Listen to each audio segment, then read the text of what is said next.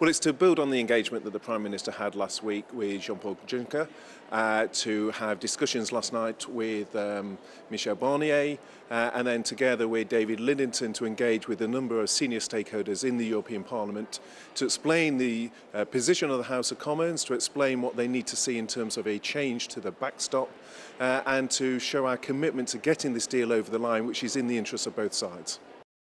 We've been very clear with European leaders that what the Parliament needs to see is legally binding change to the backstop. That was the clear message that came out of the recent vote, what was known as the Brady Amendment, that set out a number of ways through that could be achieved. That is what parliamentarians across the House of Commons have asked for, and that's very much the message we gave to EU leaders today. I think there's a lot of goodwill on both sides. Both sides recognise that a no-deal outcome is in neither of our interest. It would be very disruptive both to the UK but also to the EU.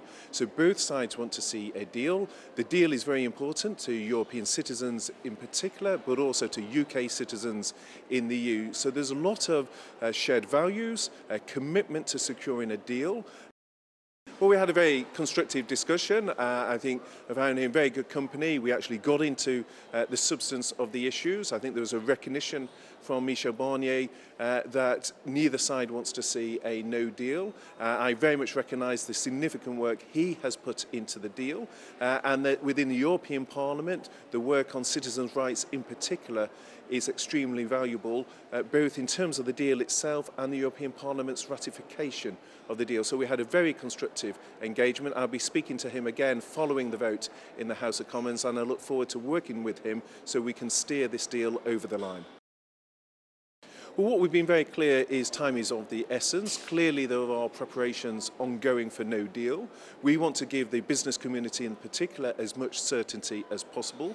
So the sooner we can get a deal, the better that is for jobs, the better that is for investment across the UK. There's a very clear message from the business community that they want to see a deal that gives an interim period, a transition period, and allows them to plan with certainty. So the business community want a deal, the European Union want a deal, the UK wants a deal. We've got to listen to the concerns that Parliament set out, secure the change that MPs have demanded, but neither side wants to see a no-deal outcome, and that's been very much the message that we've heard from European leaders, and they do recognise the importance of moving at pace.